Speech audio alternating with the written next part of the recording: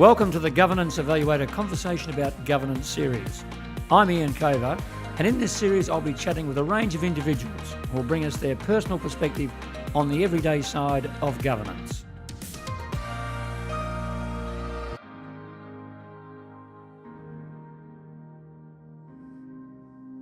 Welcome to our Governance Evaluator Expert Insights webinar. My name is Ian Cover and it's a great pleasure to be here today and to introduce the very first guest for our Insights chat, dual Olympic gold medalist, four-time world champion, chef de mission to the 2012 Olympic Games in London and lots more besides, Nick Green. Hello, Nick. Coves, how are you? I'm very well. Lovely to see you. Good. And I've got to say, because you're now a responsible, mature administrator and business person. I've been called many things, but not that. But anyway. You're still Nick. You haven't decided to go with Nicholas? No, my mother calls me Nicholas. Oh. And when I'm in trouble, I'm Nicholas. Well, I hope I don't have to call you Nicholas today. And of course, we go a long way back, if I can just indulge for a moment. In 1992, when you won the first of those gold medals with the Coxless Four at the Barcelona Olympics, Yep. There's a little shot of me when I came to celebrate with you after the event. Some people have seen that. You led us astray, didn't you, if I understand, because we were very teetotaling athletes who focused on our craft of rowing, and then you came along and all of a sudden, you know, you took us to these different pubs and nightclubs to celebrate our success, and we didn't want to do it. Well, yeah, you took a bit of persuasion, but there was plenty to celebrate. And it was really exciting to be there. And I've shown that photo to a lot of people over the years. And whilst you were known as the Coxless Four, some people thought I was actually the Cox and must have been so exciting. Look, as a young kid, you know, at the time I was 22, 23, and hadn't really, I suppose, worked out who I was as a person, hadn't really travelled the world that much. And so, and this was my first Olympic Games. And so I wanted to come out of it, the thinking I was even going to the Olympics, which I, as a young kid, never thought I was capable of doing that. And then going to my first Olympic Games, coming home with a gold medal, was most, I suppose, a really amazing time for me personally, and also as the team. And, you know, we had gone away to the Olympics as completely unknown entities, although the name Awesome Foursome was building a bit of momentum. And you were the reigning world champions. Yeah, we'd won a couple of world titles beforehand, but when it came to, I suppose, the Olympics, you were validating that, you know, you could perform on a global stage. And so we've gone away as unknowns and come back almost household names. Look, those games were a wonderful mixture of fun, engagement. We had a ball as young athletes. We just had an absolute ball. We didn't take ourselves seriously. We just engaged in our sport and wanted to be as, you know, successful as we can. And one of the things I remember, you know, about those games was where the likes of Kieran Perkins came onto the scene, Kathy Watt, Clint Robinson, Gillian Rolton, the late Gillian Rolton. And at those Olympics, Australia had won 7 gold medals in 5 different sports, you know, in the cycling, swimming, canoeing, rowing, equestrian. And what was interesting about the time was almost they were atypical of Australia at the time because we won all of our medals either lying down or sitting down. So it was a really wonderful time, you know, in that era. And, of course, we're not talking about governance today. Yeah. But at the same time, as soon as you talk about you had fun, it was just a sport, but sport is business too these days. And I suppose it was around about that time that sport was really becoming a business.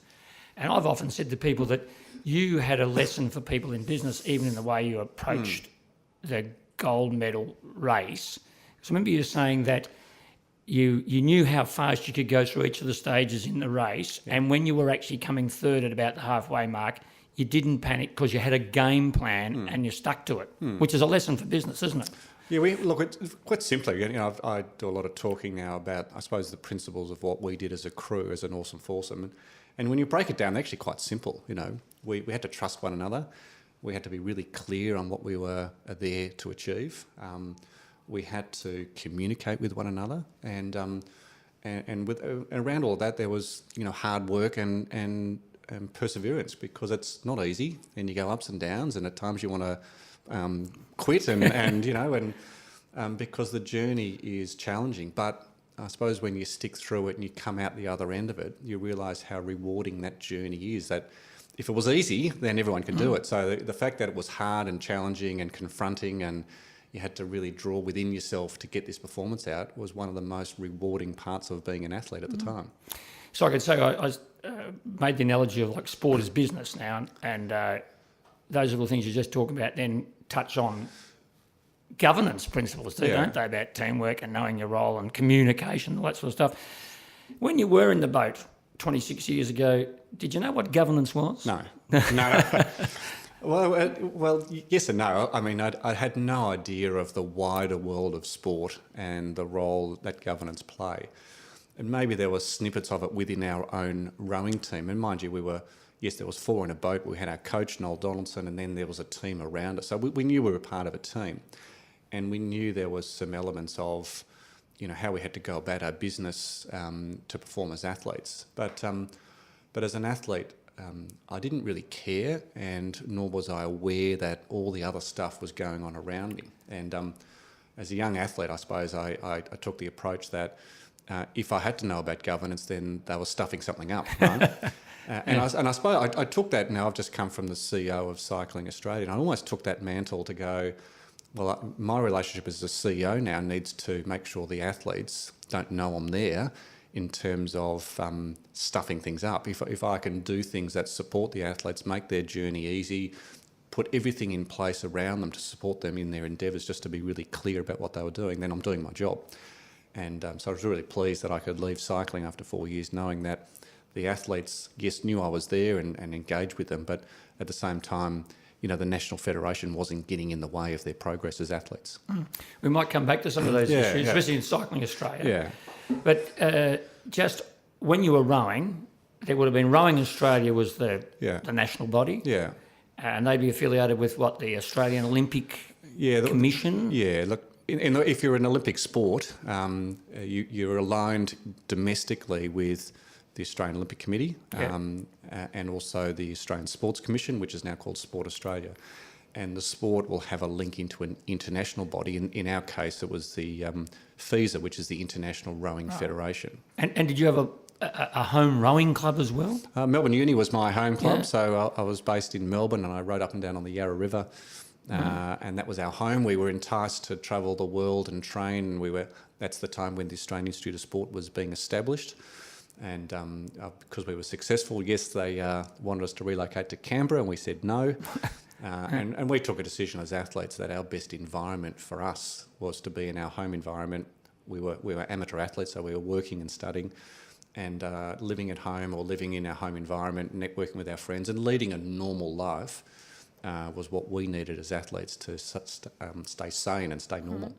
But all those bodies, from the grassroots level of Melbourne Uni right to the AOC and then the IOC for that matter, they've all got boards or committees running, they've all got governance responsibilities to undertake, and some do it better than others? Yeah, I think one of the things I learnt in my sport, and I go back very quickly, it was once I'd sort of concluding my Olympic campaign, I knew in my heart that I wanted to give back to sport.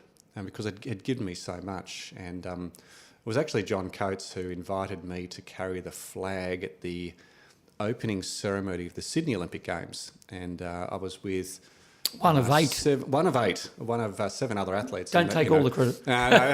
And there was the most amazing, Bill Roycroft was there, Gillian Rolton, and many others. And anyway, and Marjorie Jackson, and we had to walk around and carrying the flag. But that to me goes, this is bloody fantastic, to be frank. And I wanted to commit my, I suppose, volunteer time to do it. So therefore, I started to get to know the structure of governance and the responsibilities. And I suppose now, 20 odd years later, I see that there's a whole lot of different layers of governance. Everyone's got roles and responsibilities from international level in the way they lead and the way they carry about their business, which sets the cultural standard of around how the industry operates, I think, all the way down to the grassroots level.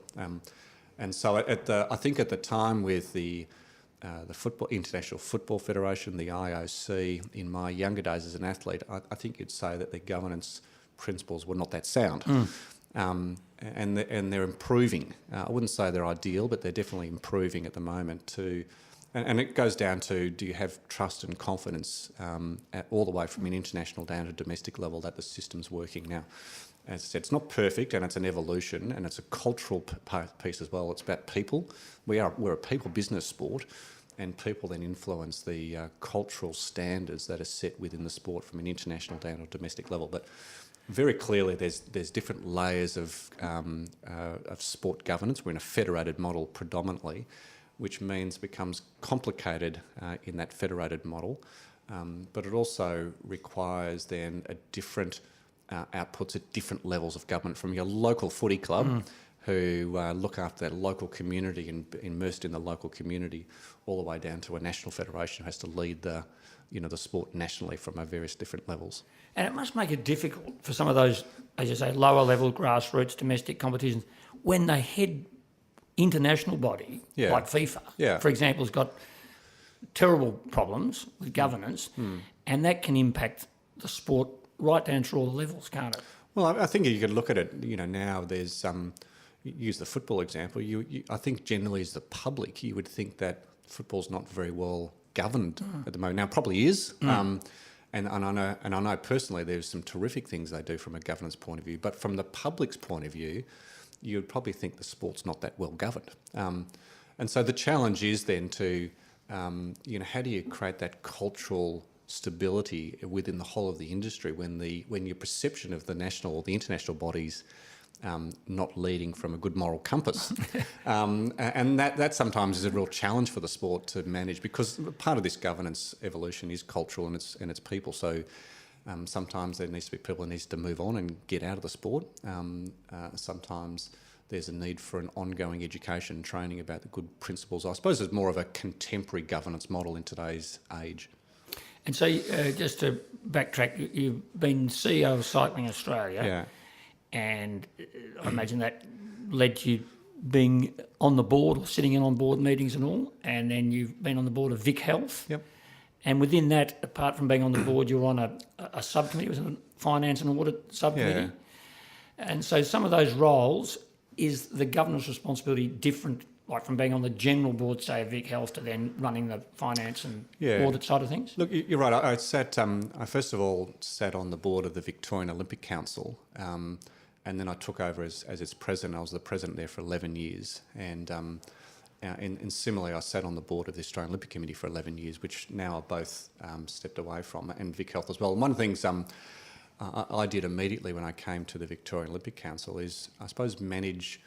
I wanted a team of volunteers on our board who were professional in what they did, and therefore respecting their time constraints that come with professional boards. So in essence, we changed the culture that the management had to lead and operate, and the board were there to govern. And previously the board had been managing instead of governing. So we changed very quickly to say that we'll adopt some modern governance principles to particularly allow the management to manage and lead the organisation.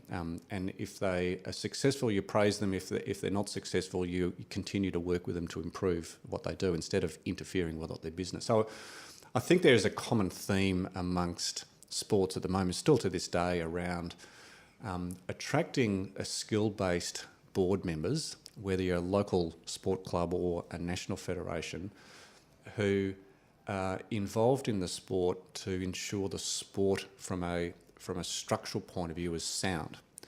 And there's too many examples in sport where you get fans of the sport who sit on the board who think that they're on the board because they love the sport, right? And that's, we want them to love the sport, but we also want to check their enthusiasm when they come in the door and bring their expertise that they're engaged on the board. It's sort of getting the balance between oversight and being a sort of like an active participant in the I suppose as a CEO of a business, I'm a fan of board members being board members and look at the governance and let management get on with management. And when there's a blur between board members trying to manage the business, then I think you become all sorts of concerns and troubles for the management team to get on with their business. So there is there's a fine line. So I prefer board members to stay out of management issues, personally.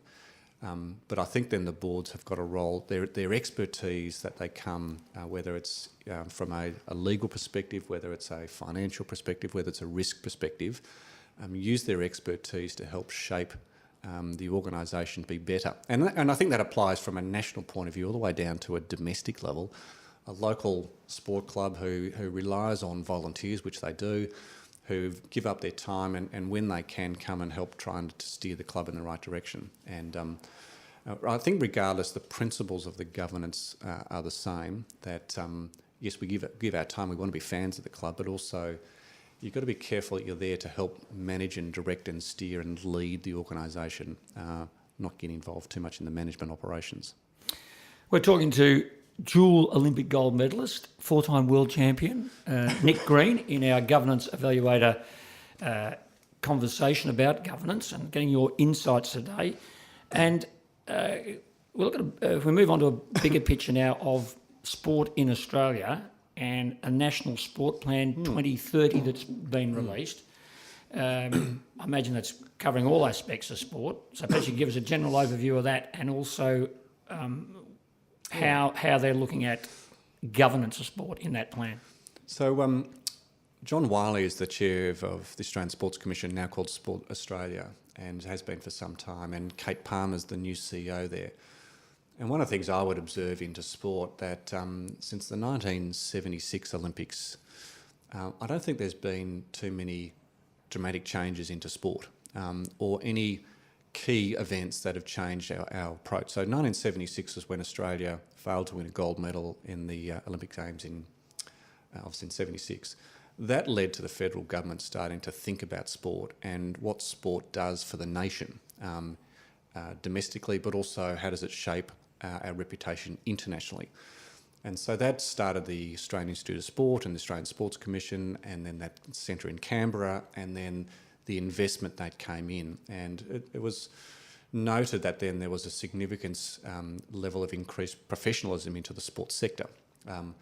That led to Australia then winning and hosting the Olympic Games in Sydney. So in the last 50 years, there's been two major milestones that have shaped our direction into sport, and I'm focusing more on the Olympic side of the sports. And one of the things that's where we've suffered, I think, in the last 20 years, there's been no new change. There's been no new funding. There's been no new thinking that has dramatically changed the way we think. Now, we've got some wonderful talent in this country. A lot of it is based now abroad, and it's very challenging to get those expertise back into the country because of our finances and our funding model. And so I think one of the things that the Sports Commission have done and are doing are continuing to think about the shaping needs of the nation. So we've got this new plan 2030, which is, there's a number of different levels to it. So the sport have recognised that the health of the nation is declining through physical inactivity, sedentary lifestyle, and the economic and diseases that come with being sedentary. And if I can interrupt, so is that an early indication that back in 76 was all about getting us back winning gold medals? Correct. And this time we might be looking more at getting people actually just doing stuff? Well, I think the Sports Commission's rule operation was around winning medals at Olympic and world level and showcasing our capability as a nation. And then that capability of the nation then starts to draw down into the local community, who, when Kathy Freeman wins at the the Olympic Games in Sydney, a throng of young athletes want to emulate what Kathy Freeman did. All sign up for Little Ass. Correct, and Ian Thorpe and so on and so forth, right? So that's the way we approached our engagement of our youth. Now, that's not quite working the way it was because the sports aren't necessarily geared up to cope with the influx under a federated model of new participants. So there is a focus now following what's happening around the world. Sport England's probably a very good example of having an approach where focus on health and well-being of the nation is important because of its driver economically. And at the same time, you marry that with a balanced approach in sport. So clearly there is a focus on this sport plan of health and well-being. There is a focus on elite athletes, and they have a role to play within the system.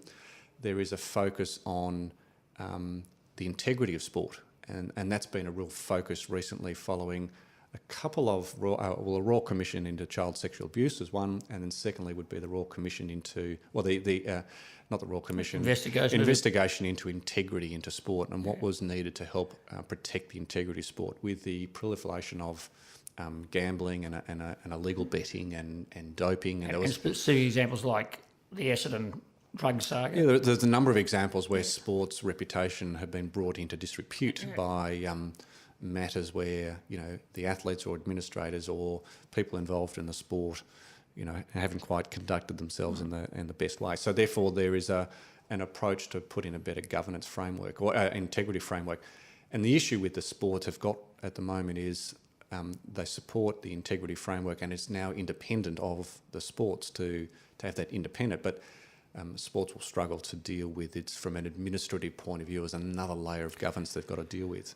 And then the fourth point would be around contemporary leadership of sport, contemporary governance of sport, and allow sport to be more reliant on our own self-sufficiency than government funding. So there's a number of layers that sport need to now to consider. Now, the likes of the AFL and Cricket Australia and some of the more professionally based codes do that well. But majority of the 70 plus sports that receive funding from the Australian Sports Commission will struggle on certain aspects of meeting the needs of the new strategy. So there is a requirement now for sports to be really serious about how they go about their business, how they develop partnerships with outside organisations to help meet the needs of whether it's a governance environment, whether it's to improve their governance platforms, whether it's identifying what their risks are in the future, whether it's around people and how to maintain and attract people. The sports sector generally is under a fair bit of pressure. Most of the CEOs of national federations somewhere between 4 years. They go Olympic cycles, but because of the demands and pressures on them, there tends to be a 4-year cycle, and then either they get out or they reinvent themselves in somewhere else. Well, that's the pressure on the CEO. What about people then that are on you know, commissions, boards, committees, you know, doing the governance role, all the oversight mentioned before? Yeah. I mean, if someone come to me and said, look, we'd like you to be on the board of some particular sport body, what do I think? Well, hang on, we've got drugs in sport, we've got gambling issues, particularly with illegal gambling operations, match fixing, and now child safety becoming a big issue now in sport. You didn't think about that before. Yeah. And then as well, you've got to also consider remaining solvent too, because you've got to run the thing with financial prudence. Yeah. Excuse me. So water went down the wrong way. How tough is it then for people to take up these roles, knowing they've got all these governance responsibilities? It's very challenging. I think sport's under a lot of pressure at the moment to meet the needs of all these governance requirements and their ability to do so. So their expectations to deliver all of those things, you're right, Coves, around child protection and the obligations of sport, which they should as mandatory, ensure that they can protect children involved in sport and everything that goes with that. There is a very strong obligation to do that. And I think the sports sector is learning very quickly about what they need to do in that area and how to go about it. As I said, it's another layer of governance that the sports sector has to deal with, and not necessarily right now geared up to be able to deal with it. And then there is it is the skill gaps that sometimes boards have, and from a governance point of view. And so I suppose the learning that sports need to reconsider now is from a contemporary governance model, knowing that sports need to continue to diversify their revenue streams. They need to diversify their output on protecting the community that they represent. It means you've got to attract different people to the board who've got those necessary skills, and then you need to train the boards up on what they need to do, what sort of affirmative action they need to take on some of those issues, and how do they deal with the member protection, the child protection, the income generation side, and all the other governance requirements of meeting the needs of a company limited by guarantee, which most sports are heading to at the moment, and the roles and responsibilities of the directors in doing so. And is Sport Australia, in doing that 2030 plan, are they also addressing that side of things rather than just they are. The on-field stuff? Yeah, my view would be the Sports Commission is one of the few federal agencies that are tackling the the growth and the responsibilities around child protection. And so I think they're really leading from a Commonwealth agency point of view of building up their requirements and leadership and governance around what's the best way to help manage and protect the integrity of the sports sector in relation to child protection. Now, one of their responsibilities from a leadership point of view is then to educate and lead the national federations. And if you go down on a federated model, then the national federations have a responsibility then to lead the state issues and the clubs that go with them. And most of the issues around child protection are state laws. And so the state associations have to take more of a leadership responsibility. And again, under the federated model, the states look after the clubs and so on and so forth. So there is this top-down approach that needs to occur at the same time, almost a bottom-up approach where the clubs and the state associations also need to tackle this issue head-on. And again, it's one of those things around, ensuring there is the skill level within the board, and there is a very clear process of the roles and responsibilities of the board. And if the boards feel that they don't have the necessary skills, it's about how do they get it externally, or undertaking a skills matrix of their board to work out what skills do they need on the board to challenge and to meet the needs of the sports sector in the next, maybe not 30 years, but definitely in the next 12 months to 4 or 5 years. There's going to be some increased demands on another level of governance they have to meet. Don't want to put you on the spot, but if someone came to you and said, "Right, give us the blueprint for an ideal board," what would it be? What would the skill sets be across? How many would you have? I know Juan Antonio Samaranch, when he was chair of the president of the IOC. There was one, wasn't there? Well, he said that a good board or committee should always have an odd number, and 3 is too many. Yes. Things have changed since Samaranch, yes. But you have to have all that skills, don't you, across obviously financial and people from the sport, people that understand the law. Yeah. But look, it's a bit of a marrying up between what's the strategic direction of the organisation versus what skills do you need on the board to help the organisation meet that strategic plan.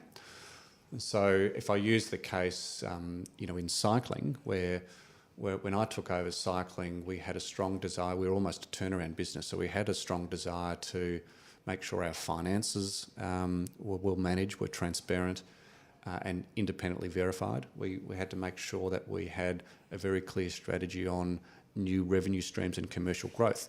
And so there's two examples. And so therefore, when we were selecting the appropriate people we wanted on our board, we had to make sure that those people had those necessary skills to help us deliver against that strategic plan, knowing that once we had implemented the right strategy around a financial clarity and our audit and risk committee, knowing that if we got that right, then in the future, that didn't need to be a focus of the organisation. So therefore we could get rid of those, so to speak, those skill sets, and then bring on skill sets based on the next challenge that we had as a business. And if that was broadcast negotiations, which most sports do, or whether it's alignment into corporate Australia or whatever it might be, then you start to identify the skills that you need to do so. On the basis, though, that the skills that you bring in, yes, they need to be passionate about the sport because they are volunteering their time, and sometimes it's very time consuming. But on the same time, you bring them in because they've got the expertise in that area, and you want them to help focus their attention on that particular area that the organisation is working on. So I think the message to me around that is bring in the skills that you need. Well, number one, identify where your gaps are on your board. That's pretty simple. And then secondly, bring in people that you can help in that journey of your organisation address those immediate needs. And if you think you've got that sorted, then if you've got another focus area, bring in the experts you need on that focus to help you as a business to move forward. And I'd imagine strong leadership would be a prerequisite as well, because clearly there was no one on the IOC, for example, who either stood up to Samaranch or tried to rein him in. Yeah. And I imagine that happens I know of local sporting clubs where someone's in charge and they just run it as their own personal fiefdom. Yeah. And it is good to, strong leadership is great, but if it goes too far, it does need to be reined in. Yeah. Well, there's a fine balance between, sort of obviously political debate away from sport at the moment about, politics on the left or the right. And, there is a couple of, in my view, there's a couple of characteristics that sport seems to have from a leadership point of view. And maybe my generalisation observation is internationally, sport leadership is more around a dominance approach, being absolutely iron-fisted in control, where sport in Australia is more led by an empathetic approach, by an EQ, emotional intelligence approach. So you get this marrying between people who have a common interest in good moral guidance to lead sports versus internationally that might be led with more of a dictator approach. So you sometimes have this clash of leadership cultures. I do think generally in sport in Australia, it is governed by well-meaning, well-intentioned, passionate people who want to volunteer their time into the sports sector, and we need to continue that. Volunteers drive sport, absolutely. And so then for the sports sector to get the most out of those volunteers, we need to protect them, we need to support them, and we need to ensure that their experience in sport is a friendly one and memorable, that they don't want to leave after 12 months because it's too bloody hard, or they've been asked to do so many things that they just don't have the time. So there's this fine balance between capable board members who've got the time and from a management point of view. Well, I've told board members to stay out of management and be directors, but I also think management have to not always ask on board members to be managers. And so there's a fine combination between, the relationship between the managers and the directors. When you talk about leaders in that perhaps had a bit more profile than others, they, like Arthur Tunstall, yes, they get referred to as colourful, sporting identities and all yes. that. And he was clearly passionate about his sport. Yeah. But then, and I suppose some of those people that are colourful and all, the media likes to go to them because they give them colourful commentary and add spice to it and all. And we lose a bit of colour at the moment in sport. I'm hard pressed to name an Arthur Tunstall at the moment in any sporting body. Right. Well, I think that it's a positive step Which forward. Which is a good thing, probably. probably. Where the sport is evolving from a good contemporary governance framework. And look, my approach to all this is I want the athletes to tell the story. Yeah. And I'd actually prefer administrators and directors to get out of the way and let the athletes tell the story.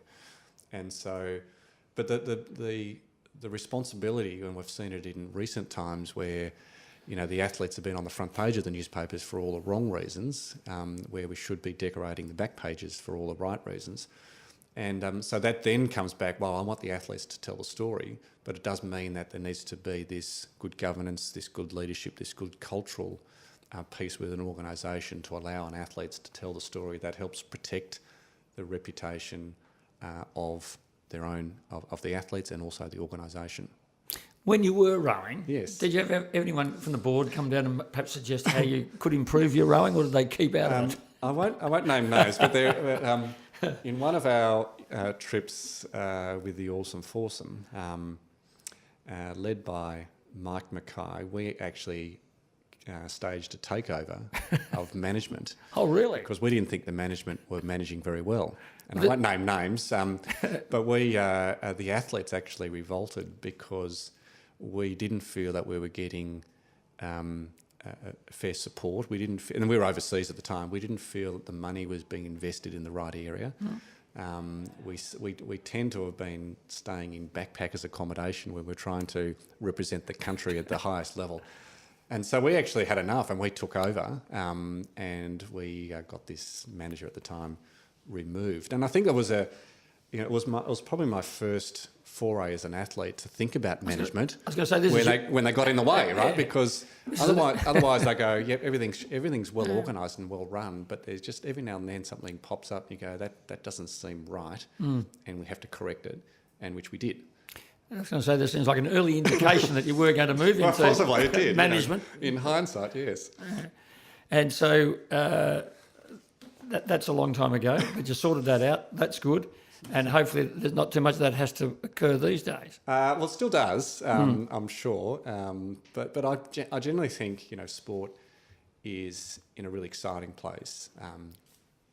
But we need to, as an industry, be more unified and collaborative in our approach. And I think one of I think the sports sector is under pressure on a whole lot of different fronts. And I think the better we can come and collaborate. The federated model, I think, is creating a fair bit of that pressure. And there are some examples where sports have gone to a unitary model, only very few of them. Can you just explain the difference? Yeah, I suppose the federated model means there is a federated model simply would mean if I'll use my case with cycling as the CEO, under our constitution, my members or Cycling Australia's members are the 7 state and territory associations. So they become my constitutional members and my voting members. And underneath that structure, the state associations, their members are the clubs and the members within those clubs. In a unitary model, I suppose you get rid of a couple of layers of governance and, the members themselves, the participants, become members of the National Federation. And so that's happening in one or two. Golf have adopted that, sailing have adopted that as national sports. And the rest of the sports sector are taking notice to see, from an improvement point of view and an efficiency point of view, is that where sport should go. Now, there's some efficiencies in terms of overhead costs and duplication on resources and administrative responsibilities. And so the unitary model will start to explore sport to be more efficient on the basis that if there's no new money coming into sport, then sports need to be more efficient within their own organisations to then reinvest their money into capability, and more money invested into athletes, more money invested into volunteers, etc., and so on and so forth, to make the sports more viable. So there is this real thinking around and leadership around a unitary versus federated. Now, because we've worked in a federated model for a very long time... Some people find it hard to give up correct. the positions they've had at the state level. That is right. The appetite for change is sometimes not there. But on the basis that, and I respect that, there should be change if there is a compelling evidence to have change. We shouldn't just change because we need change, but there should be enough compelling evidence to go, if we were to adopt a different model, there is more efficiencies, the sport will be better from it. There'll be more opportunities to allocate our resources we've got to different areas, particularly around development, around engaging our youth and our club culture to continue to be a beacon for the sports sector. And I think most people now participating in their sport or physical activity away from organised sport.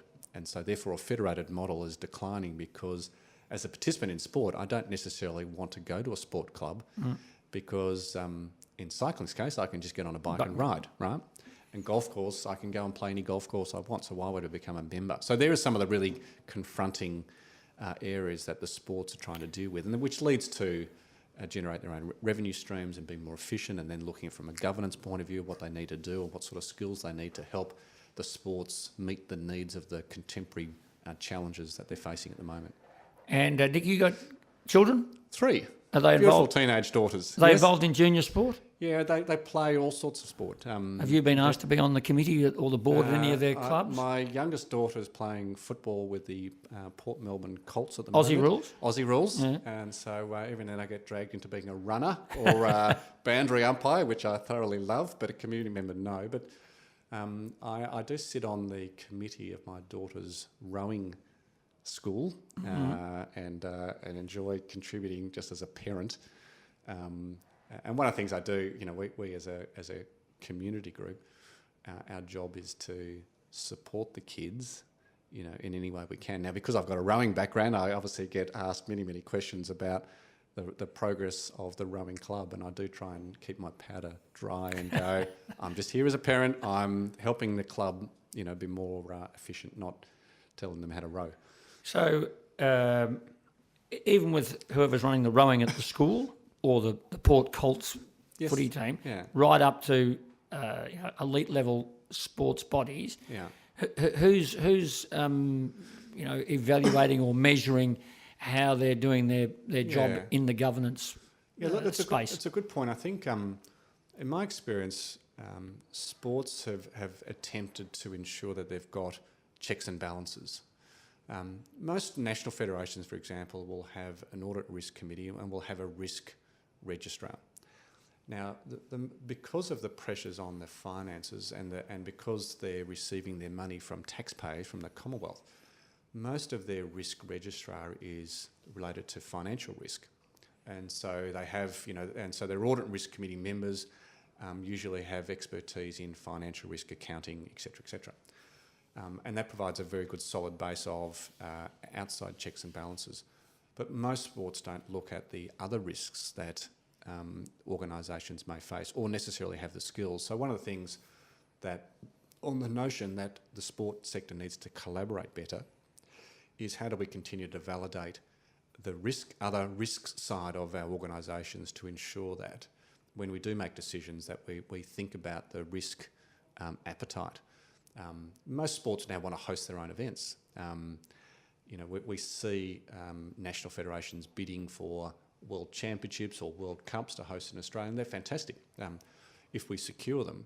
But the National Federation don't necessarily have the skill base to host big international events, so they become exposed. So it's a little bit around as they develop their business strategy and their commercial appetite to ensure that they validate what they do. Now, the best way to validate that sometimes is get some external consultants in to give you a validation of, is the risk register, I've used this example, correct? Is it deep enough? Has it been independently tested? Are there things that we don't know?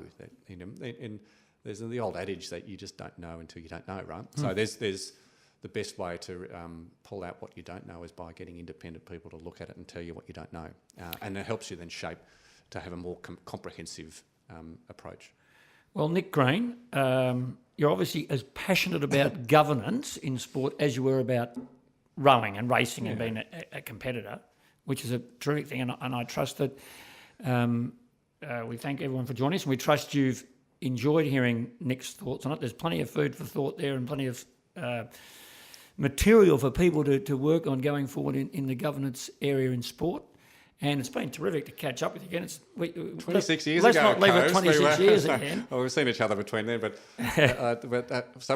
one of my teammates did send us a text the other day with an old photo of us with long hair and everything else. And, it was 26 years ago that the 1992 Olympic Games we won. I think it was the 2nd of August. So still that memories are very strong. And sport's been, I suppose the point, and same with you, Cove, sport's been part of our lives for years, and we want the sports sector to be vibrant. We want it to be entertaining. We want it to attract great people, and we want our kids, particular, to engage the passion of what sport can bring to people's lives.